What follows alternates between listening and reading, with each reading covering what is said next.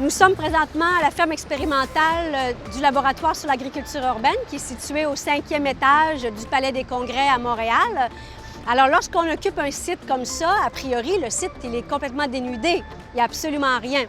Alors, une des premières choses, une fois qu'on a choisi son site qui répond bien à nos besoins, on se doit de l'aménager.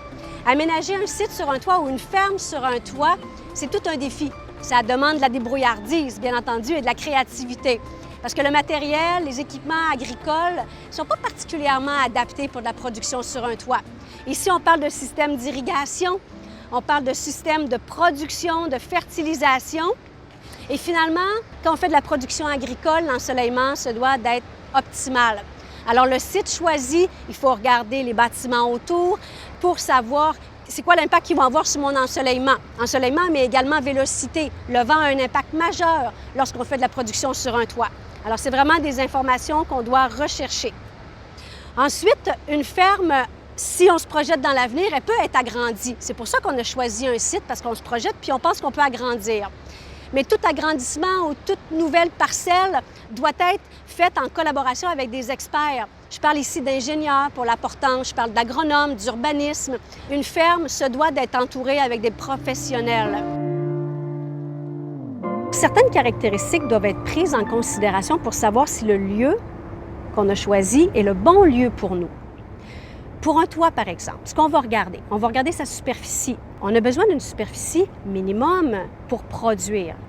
La deuxième chose, c'est l'accès. Quand je parle d'accès à l'eau, je parle d'accès à l'électricité. Je parle également d'accès au site. Le site doit être accessible en tout temps. Un accès aussi pour transporter, pour apporter la machinerie et les équipements. Une autre caractéristique très importante, c'est sa portance. Pour un toit, bien entendu. Pour une ferme intérieure, les caractéristiques vont être un peu similaires. Accès à l'espace, accès à l'électricité, accès à l'eau. Par contre, l'infrastructure du bâtiment doit être en mesure de supporter les modifications qui seront nécessaires à la mise en place d'une ferme intérieure.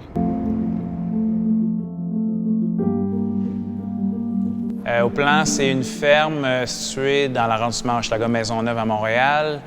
C'est un local de 20 000 pieds carrés. On fait la culture de micro-pousses et de bébés légumes-feuilles en bâtiment, dans un environnement contrôlé, sans utilisation de pesticides. On va rentrer dans la zone de production qui fait 12 000 pieds carrés. Dans notre cas, nous, vu qu'on pratique l'agriculture verticale à l'intérieur, les critères qui déterminent le choix du local, c'est évidemment la hauteur libre, parce qu'on travaille en verticalité. Il y a aussi le revêtement. Tu sais, nous, on génère évidemment beaucoup d'humidité, donc on a besoin d'un local en béton, pas en gyps ou en bois. Alors, dans cette zone-là ici, les différentes activités sont segmentées. On a la zone de semis, où on sème nos plateaux de culture, la salle de germination à côté, la zone de lavage de tous nos équipements outillage et la pièce maîtresse, ici, c'est la zone de production. Au niveau des enjeux et des obstacles auxquels on a été confrontés en aménageant ici, là, je pense surtout au niveau de tout ce qui est la réglementation d'urbanisme.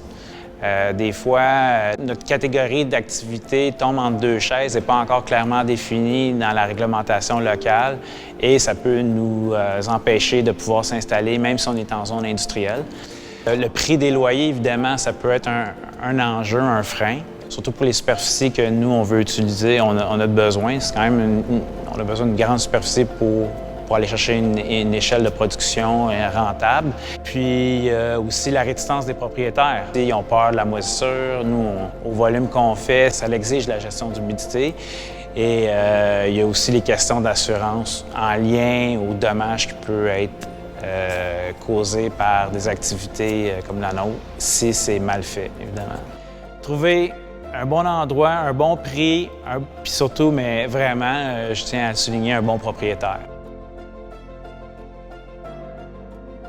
Au-delà des caractéristiques qu'on doit considérer, puis une fois qu'on a trouvé le site parfait pour nous, le plus important, eh bien, ça reste la collaboration, le partenariat qu'on va faire avec le promoteur, le propriétaire immobilier.